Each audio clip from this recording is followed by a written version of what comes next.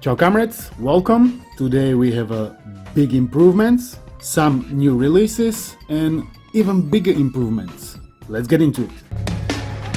First, quick word from AliExpress. They are having a huge summer sale with up to 80% discounts. A lot of products have the lowest price since the beginning of the year, with flash sale up to £1 off, and you can also shake and win secret prizes. We are looking at it alongside this electric scooter, but later. For now, let's get back to DSVita update 0.7. So yes, DS emulator for PS Vita has received another magnificent update to the version 0.7. This emulator surprised me greatly with the latest update 0.6 and its performance, and this time it's no different. It blew my mind yet again. Just look at me playing Metroid Prime Hunters, which is a first-person DS shooter on the PS Vita, and tell me it is not impressive. It is incredibly impressive. It was not running at full speed, but oh man, did I enjoy it. The controls were not terrible either. The aiming with finger instead of stylus was kinda intuitive. Not perfect but doable. This game running like this just proves and solidifies the saying, where there is a will, there is always a way. And Jarek, the developer of the emulator, has surely found a way how to significantly improve it. And I got a feeling he will improve it even further. Kingdom Hearts Recoded, big improvements too. It wasn't running as bad even before, but when I started to fight, the FPS dropped significantly. In new version, however, the fighting with few enemies has no frame drops at all. When there were more of them and I was doing combos and using magic, it dropped, but certainly not as low as before. It was running more than okay. You can see the gameplay footage with your own eyes. Certainly impressive for a 3D DS game being emulated on the underpowered PS Vita. Jarek did rewrote JIT compiler, he reduced stuttering, increased JIT catch, reused JIT blocks as often as possible, and all of this contributed to this kind of mad improvements. Great job, brother. I'm sending big thanks your way from all of the Vita comrades. Yes, I hear you. You want more impressiveness. Crash Mind Over Mutant. Same like with Kingdom Hearts, it wasn't running as bad even before, but as soon as I started to jump around, fight, collect mojo, it was dropping a lot. And now, just look at it. Pleasure to decide. This game, in spite of fact it's a complete remake of original Might Over Mutants, it's quite enjoyable, at least for me. Legend of Zelda Phantom Hourglass, you guessed it, improvements yet again. The frame rate seemed to be a bit more stable and it was noticeably quicker in between entering houses and talking to people / reading dialogues. Mario Kart DS was also running better, much better compared to previous version. Audio was still a bit stuttering, but gameplay was much more smoother. Legend of Zelda Spirit Track was running similarly to Phantom Hourglass. And last but not least, Animal Crossing Wild World. Last time that I've tried it, it was running slow and there were many graphical glitches. And now, it's playable. This is a chill out game and I think you can kinda chill out whilst playing this game. With this kind of performance, dialogues are readable, it takes a second to bring up the map, and it takes even 3 to 4 seconds to enter and exit the house. So you might need a tiny bit of patience as well. Big improvement in 0.7 version is also an ability to change screen orientation, to rotate it. You can now play vertically if you wish to. Ideally some touch-based games, cause all buttons functionality stay the same. And you can also choose a resized option. This one makes one screen larger and one smaller. It looks like it still isn't covering as much screen real estate as it could have been, which is what I would like. To have as much screen as possible available for only one screen, cause many games are using single screen only anyway. Now let's check latest update 2.3 to VitaDB downloader. There has been added a possibility to view trailers, for Homebrew having one, Like here I'm watching a Perfect Dark trailer. There is like an intro and later some gameplay, so you know what you are downloading, in case you cannot tell by the name. Homebrew Vita icons are now rendered with animated 3D bubble effects, similar to the look of live area bubbles. This one is nice, I like it. Now there is also an ability to view release and source code page for Homebrew. You click on it and it redirects you to the website, and Vita will reveal you as much as the old web browser allows it to. And there was also a bug fixed that was causing Rampy games to install with missing files. Now let's look at this electric scooter. It is made by Evercross Plus brand and the model is EV10K Pro. It came in a big box, setup was very easy and fast, about 10 minutes. It can go up to 25 km per hour fast. I couldn't hack it, unfortunately, otherwise it would be able to go up to 30 km per hour. It has 500 watt motor built in the front wheel and 410 watt hour battery with up to 35 km range. It has front and rear suspension, which is very handy, front and rear lights and even side lights. Not sure who's gonna use those. It has 10-inch solid tires, you're not gonna get flat tire, and it has also dual braking system, rear mechanical disc brake and e-brake.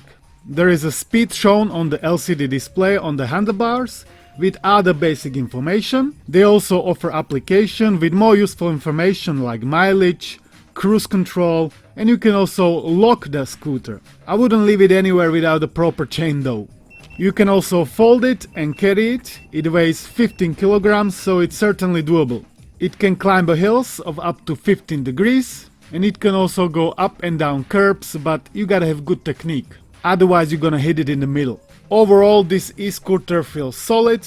It didn't break whilst I was testing it. I did some jumps on the dirt, felt great. There was also this kid who wanted to be in the video, so here you go brother, nice jump.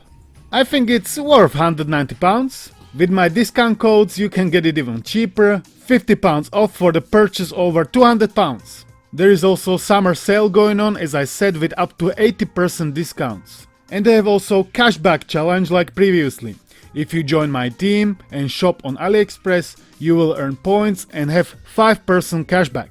And as your points increase, you can get up to 10% total cashback and save up to 450 British pounds. You can join easily by clicking the link down below or scanning this QR code or type in Zealous in the AliExpress search bar. Now back to Vita Homebrew. There was a small update for Emu for Vita++.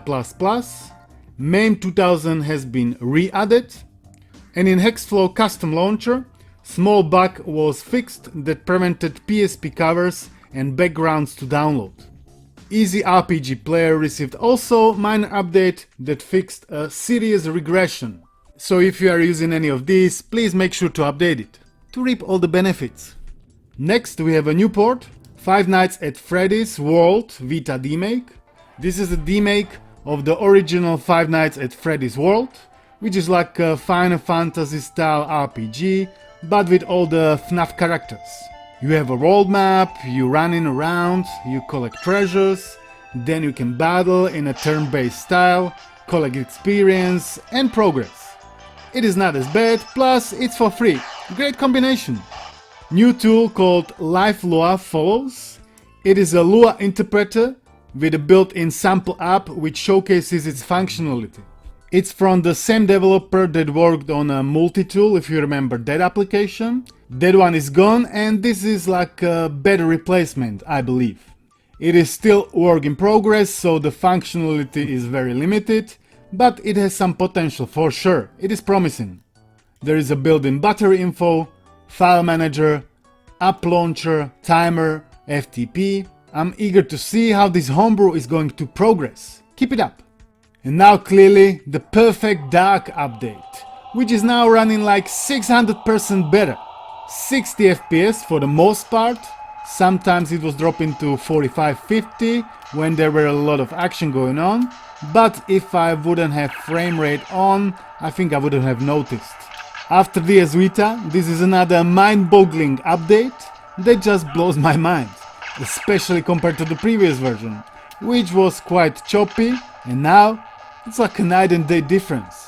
Rin has fixed Tech-Catch implementation, which drastically improved frame rate. He has also disabled frame skip cause it's no more needed. Same with silent mode, it's gone cause it's not needed. Support for PAL and Japanese ROM alongside NTSC has been added. NTSC ROM is recommended as well as full overclock. All my footage is always with full overclock. Installation is super simple. Install Shader Compiler plugin if you haven't already and put the ROM inside the UX0 data/PD folder. Job done, have a blast with this old school N64 retro shooter. Rin also shared the progress of Ship of Harkinian Vita port. Ship of Harkinian is an open source port of the Legend of Zelda Ocarina of Time. It was ported to almost everywhere, even to Android and Switch, but there were some issues with the Vita port. Rin was working on it already, but he couldn't get it to a proper releasable state. He couldn't until now because, as you can see on the footage, it runs like butter. This is all thanks to the performance fix for Perfect Dark, which is gonna be retroactively usable on all N64 decompilations using the same fast 3D rendering pipeline.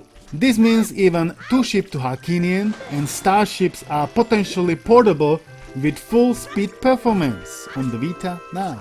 Starship being Star Fox 64 and 2 Ship to Harkinian is Majora's Mask.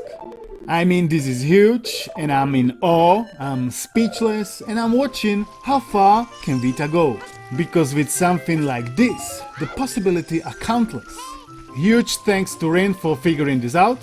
Speaking of N64 decompilations and impressive port, here is another one for you to see. Native port of Mario Kart 64 to the Sega Dreamcast. Here is a footage of the latest build that was recorded by its developer. There is no audio and there is some minor text corruption, but man, this is hell of impressive too. In his post you can see him talking about some more impressive technical talk that I don't really understand, but if you're into it, surely read through it. I never owned Dreamcast, but man, this surely makes me want one. If you enjoyed this video, please show it some love, comment, like, join, subscribe. I would like to dedicate also one humongous thanks to all of my Patreons and channel members for their continuous support that is truly appreciated and it surely drives me forward.